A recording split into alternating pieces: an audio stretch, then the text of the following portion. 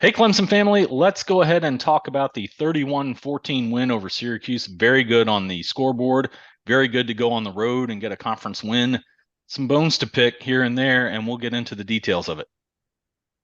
I'm Daniel Shirley. Yeah, I thought, you win after the way you lost the week before. I mean, just gut wrenching loss. As Dabo Swinney said, one of the toughest losses, if not the toughest loss he's ever been around. I thought they played better against Florida State than they did against Syracuse. It's good to go on the road and win. You beat an undefeated team. You play in a place where you have had trouble before, lost, one time and have struggled to win a couple of other times. But I still think they played, as far as their play, I thought they took a step back. And in some spots, I thought some spots played much better. But there were a couple of things I think you're right. Bone to pick, I think is the right phrase. Yep. I'm Bill Zimmerman. Welcome to the Reign Supreme Alway podcast. This is season 2. Our super fancy studios and ultimate high-tech software bringing the show to you in video.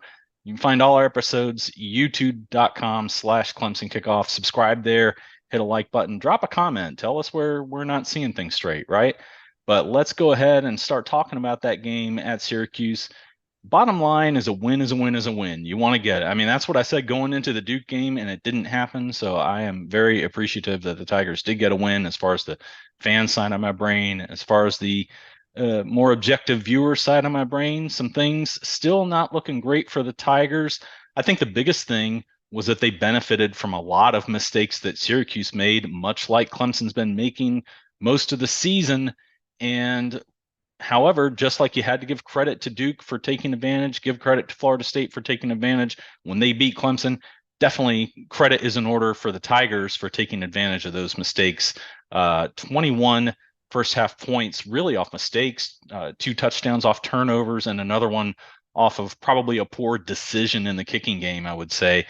That really proved to be the difference for the rest of the day. It did. I thought Syracuse made some bad mistakes. I thought Clemson forced the Syracuse mistakes. I really did. Probably could have had a couple of more turnovers. The Mascoll hit, I mean, my gosh. Love it. I mean, it's one of the biggest hits you're going to see. And as soon as they threw the targeting flag, I was like, there's no way. That is a textbook tackle. I know it looks bad. You go back and watch the video on Instagram where Clemson slowed it down, and Garrett Schrader's head looks like it's going to come off his body in slow motion. It looks bad. It does. But Mascoll's head is to the side. He's not leading with his head. He didn't hit him high. So I thought it was a perfect tackle. I thought that set the tone for the defense. There were a couple of mistakes by the defense, but, that play, Schrader giving the ball away on the fumble that XT almost returns for a touchdown, that set the tone for a pretty good play, a pretty good day by the defense. There were, mistakes, a couple of mistakes. Jeremiah Trotter made a couple of mistakes on the first touchdown drive, but then he makes up for it with the interception. Right. But you're right. It felt like all the mistakes Clemson has made all season, Syracuse made that. How many times did Schrader miss a guy on the boundary right out of bounds? I mean, the guy catches it, steps out of bounds. I mean, there were at least 5 of those. Now, is that because of pressure? Is that because Clemson's not giving the receiver enough room? Whatever it was, what if he hits those? So, I mean, that shows you how tight of a things can be as far as a quarterback completing passes. But you got to give Clemson credit for being in that good of coverage, for getting the kind of pressure they got, because they haven't done that all year as far as sacks and putting pressure on the quarterback. So, yeah, Syracuse made some mistakes, but like you said, we credited Duke and we credited Florida State when they made the plays. Clemson made the plays on Saturday. Absolutely. And someone who made play after play after play was Cade Klubnik.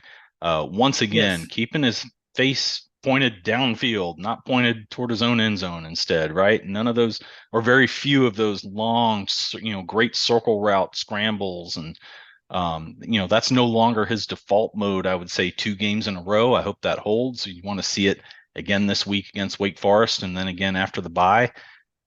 Can't say it's totally cured just yet, but I love what I'm seeing in that regard. And you see how he is finding receivers using the middle of the field better. I think the offensive line at times did a really nice job of opening lanes for him to see downfield. Uh, we'll get into some other things on that offensive line that I didn't like very much, but really that changes the game. And that's when you start seeing, hey, Shipley up the gut for 9, Shipley up the gut for 7, Maffa not having to get all the way outside and still able to, keep Clemson ahead on its count in the rushing game. That happens because the defense has to do more than just load up the box and clog up the line. And that leaves places for those runners to go. You're able to force the defense to then again respect that middle, and that in turn opens things back up outside. You're starting to see Klubnik and offensive coordinator Garrett Riley use the entire field, and that is what makes the Tigers offense go ever since the playoff era began, isn't it? Yeah, we're seeing some deep throws now. We saw them against Florida State. We saw guys maybe not deep, but down the field, 20 yards down the field. Saturday, the deep throw to Bo Collins, the deep throw to Tyler Brown. You've got to have time to make those throws. The offensive line, I thought, did its job in those instances. And I know you want to talk about some where they didn't, but I thought pass protection was mostly good Saturday. And then also when it wasn't, Cade Klubnik made plays with his legs. Yeah. And that was kind of what we had heard about him when he was in high school. He can make plays with his legs. He hadn't really done that a whole lot. And then he did it Saturday. A couple of big third down conversions. Clemson was really good on third down again. And that has to be part of this offense. He's such a good athlete. Even the first touchdown, he gets flushed a little bit. He goes to the right. He doesn't he doesn't run for the first down, but he gets out enough to where he can, set himself, get his shoulders towards the target, makes a beautiful throw to Stellato, who made a great adjustment to come to help out his quarterback. I thought you saw more growth from Cade Klubnik again, and that's a big development for this team. Absolutely. And kind of quick to turn around like that after the first 2 games of the year were not up to par in that area. He was using his legs. He wasn't really taking advantage of his ability the right way. And now we're starting to see the last 2 games with Clemson now at 3-2, above 500 overall, still below 500 in the conference, but working to get their chance against Wake Forest to push that record in conference back to 500. Let's talk about that offensive line. You would like to see a little more reliability there. And look, no, the way the game is schemed now, what have I always said? Your defensive backs are never going to have a perfect game. If right. Like you said about Trotter, if your middle linebacker gets isolated in coverage, he's never going to have a perfect game. Same goes on offense. The defensive lines and the blitz schemes are so good throughout the game that your offensive line is never going to have a perfect game. But what bothered me was on a couple of plays where Klubnik just did not have a chance to do his job. It was guys lined up at the line over the middle 3, center and the 2 guards, and just totally unblocked. Like guys chose different assignments. They, whether it was Putnam, whether it was a guard choosing to double up somewhere, a guy in the middle of the defensive line and offensive line, right in the middle of the trenches, just coming through completely unblocked. I don't know how that happens. I don't know who's overthinking that. If it's the scheme among the coaches telling the players the wrong thing, if it's the players making the wrong split second decision on the field. I am a human being. I'm not perfect at split second decisions. Can't even say perfect at split second decisions. Or split second. Right. Right. But that can't happen. And one of the things that I really liked about this team against Florida State, even against Duke, is you saw offensive linemen finally putting a hat on a hat, which we haven't seen the last couple of years. And that was their tendency. And I didn't like that backslide against Syracuse. If it was Syracuse doing its stunts and it's different techniques to work guys open and you just get beat, that's one thing. When you're just not using your head and making sure everyone's accounted for, that to me was borderline embarrassing to see that happen against an opponent of Syracuse's level. That's got to get fixed, and that can't wait for the bye week. That's got to start this week against Wake Forest, because it should be another defensive front that you ought to be able to contain really well. Syracuse defense front is small or smallish, right? Compared to Florida State, compared to Duke. Duke's got a big defensive front. And it did feel like there were times where the offensive line took a step back. And that's going to happen, right? I mean, Sure. I think that you're not going to be perfect, like you said. You're not going to make every play. But you're right. There were a couple of troubling things in this game with the offensive line. They couldn't run the ball for the most part. I know Maffa got the touchdown at the end. Shipley got the short touchdown run early, but there was no consistent running game. And you want to see that. You saw it, I thought, against Florida State. You didn't really – you saw it against Duke in the second half. You didn't see it in the first half. But you want to see more consistent running game. Is that Walker Parks being out? I think it probably is part of it. Dabo Swinney said that Mays played one of his worst games since he's been there, so maybe that's part of it. But they do have to be better. I thought they were pretty good in pass protection, other than, the couple of plays that you're talking about where they kind of let maybe a delayed rush or delayed blitz, whatever it was, kind of get to Klubnik and cause some problems. But you want to see more consistency with the offensive line. I thought quarterback played better. I thought receivers played better. I mean, the running backs are only as good as the offensive line. Right. I thought the running backs did their job. Defensive line better than it's been, especially pass rush. The linebackers had some issues, but I thought the secondary played better. But that offensive line has got to be more consistent. Yep. And my one nitpick with Klubnik, I think in this game, 3 passes nearly picked. And on a level of, if that was a guy like Darian Kendrick or Ray McLeod, who was a receiver turned cornerback and had hands, unlike, someone like Frank Ladson or Larry Ryans going back, maybe those guys should have been DBs back in the day, right? Yes. I mean, those passes easily could have been picked. And so Klubnik's got to be careful. I don't know if he's telegraphing where he's going. I don't know if he's just failing to make sure he throws it where it can't be picked. But that's another thing that I'd like to see ironed out, because if those guys come up with those 3 balls and maybe a few others, scoreboard looks a lot different in a hurry, as we have seen multiple times this year. Yeah, I mean, look, there were a couple times I'm texting friends during the games. They're lucky he didn't get picked. Yeah. They're lucky. And there's another one. You're lucky. And there was one drive where there were 2 on the same drive where you're like, come on now. I mean, don't force it. You haven't made that mistake since the Duke game, really, other than the Charleston Southern decision. The Charleston Southern, to me, was the decision more than the throw, right? I agree. But he didn't make those mistakes against Florida State, so he didn't make them against Florida Atlantic. So you don't make those decisions, don't make those mistakes. But you're right. They were lucky that Syracuse didn't make the play, but that's also football, right? I mean, Jeremiah Trotter dropped one right in his hands early, and then he makes a tougher play late to kind of seal the win.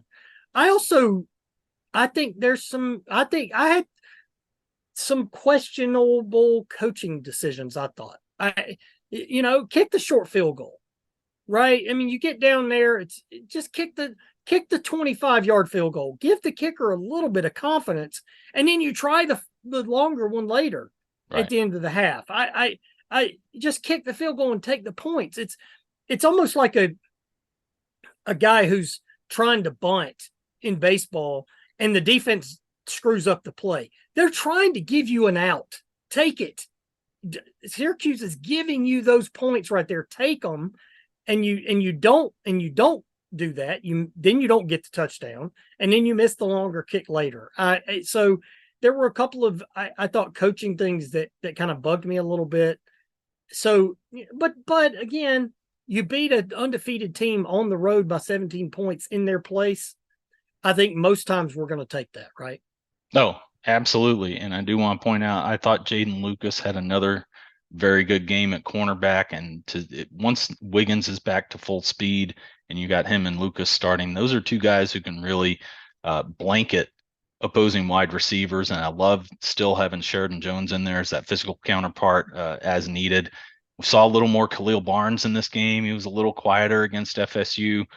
We saw, again, Justin Mascoll. You mentioned him. He had a few big tackles in there, and I Yep. loved seeing him emerge and be the guy. A recruit out of Atlanta, was very highly heralded. Maybe he's flipping that switch, as Dabo Swinney likes to say, right? And then TJ Parker just graded out very well from what I read, and some tweets from John Blau, the Charleston Post and Courier. Uh, you just have to really like how he's developing. What an absolute revelation there in a season where they needed help at defensive end. Xavier Thomas making good plays too, and then the entire rotation of defensive tackles all making an impact throughout that game. So, yeah, the tackling is still a little bit slippery or sloppy, or not quite there, whatever you want to call it. We're not seeing the default mode again, as I put it, of like hit a guy in the chest and stand him up or drive him back. We're seeing a lot of that, grab him by the arms and kind of turn to the side and trying to maybe bring him down that way. And you leave yourself the risk of needing a teammate to help you bring a guy down when you do it that way. Nobody's there, he can break that tackle. So I'd love to see that technique improve a little bit and see these guys.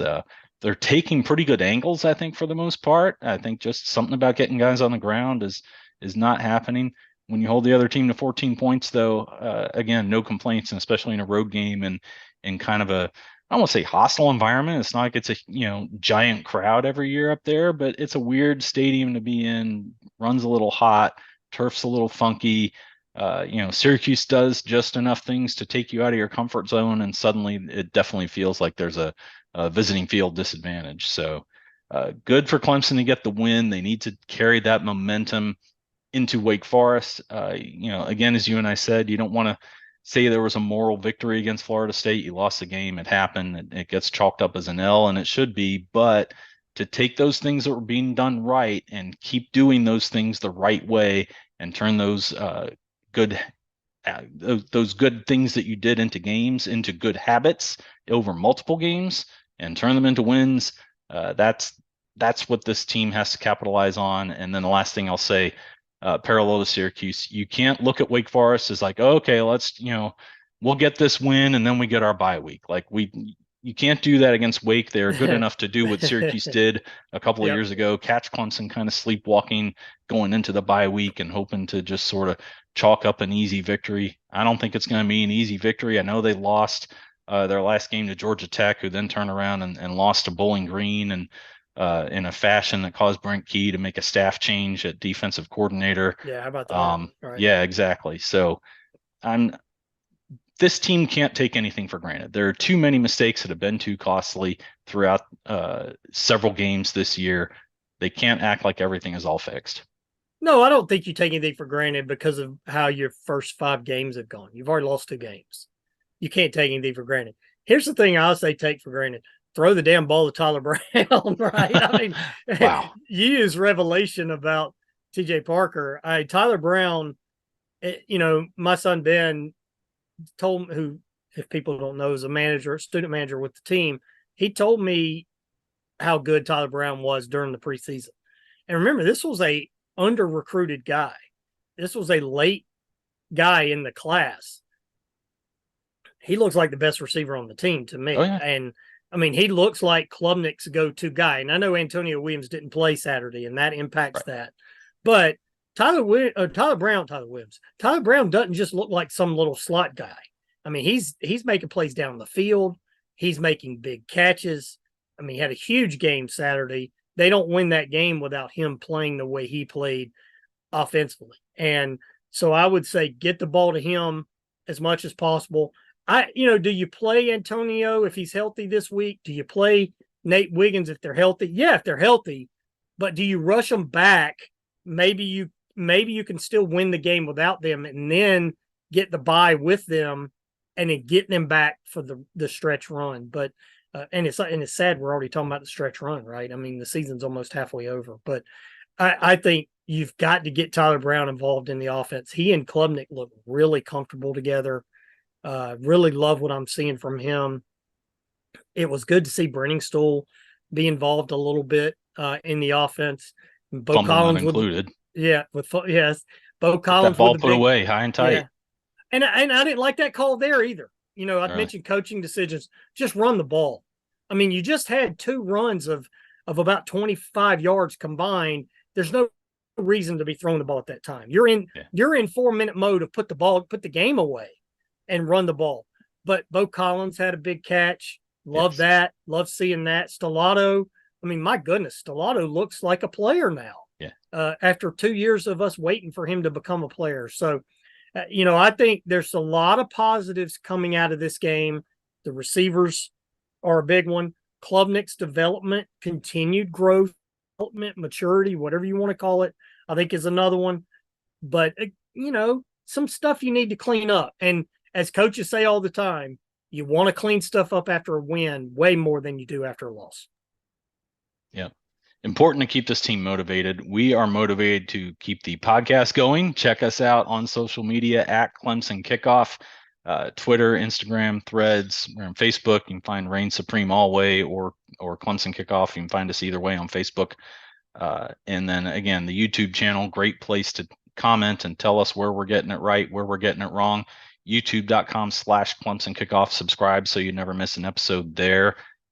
Any keys going into Wake Forest that you really want to see this team? Because we've seen improvement across the board, I think, in the last 2 games in various ways and at different times. Is there a key for you that maybe is a little different than we've talked about, with the clear number one being don't give the football away? Don't turn the damn ball over. Don't give the damn ball to keep right. Remember Keyshawn, give me the damn ball. Don't give the damn ball to the other team. No, I would say the offensive line. That Parks is out for the year. We know that. So now you can't just say, okay, we're going to wait for Parks to get back. Okay, he's not coming back. Right. Now this is who we've got. And this group has to go get it done. I want to see them mash Wake Forest with the running game. I really do. And whatever Klubnik does, yes. I mean, play action, pass, whatever, RPO, the passing game has to be good as well. But I really want to see them run the ball. And they didn't run it very well against Syracuse. So I want to see that coming up on Saturday. Yeah. And then I'll swing back. I agree with you on that. I was very glad you brought up some of the running game struggles against Syracuse earlier in this episode. I'll also bring up the tackling again, because Mitch Griffiths is the kind of quarterback who, if you give him yardage that, they shouldn't be getting, he'll take advantage of it. Like he's got that ability. They've got some decent talents at wide receiver. I know that it's a different team than ran up a ton of points last year in a very narrow loss to Clemson. And that loss kind of set the tone, I think, for the defense to make some changes for the better for the remainder of the year. You don't want to see anything like that this year. You want to see, hey, make them earn every yard, right? When you put a hit on a guy, bring him down, get him down right there, like stop his progress. That, I think, to me is one of the last remaining things for this defense to really worry about. And look, if they can continue the ability to garner some takeovers, that's great too. So hopefully this team will play with energy and play with desire and really prepare X's and O's wise and carry another win, get to the bye week with some momentum and a 500 conference record. I think psychologically that can make a big difference. And so we will find out in our next episode. We will talk about what happens against Wake Forest. And until then, I'm Bill Zimmerman. I'm Daniel Shirley. Go Tigers.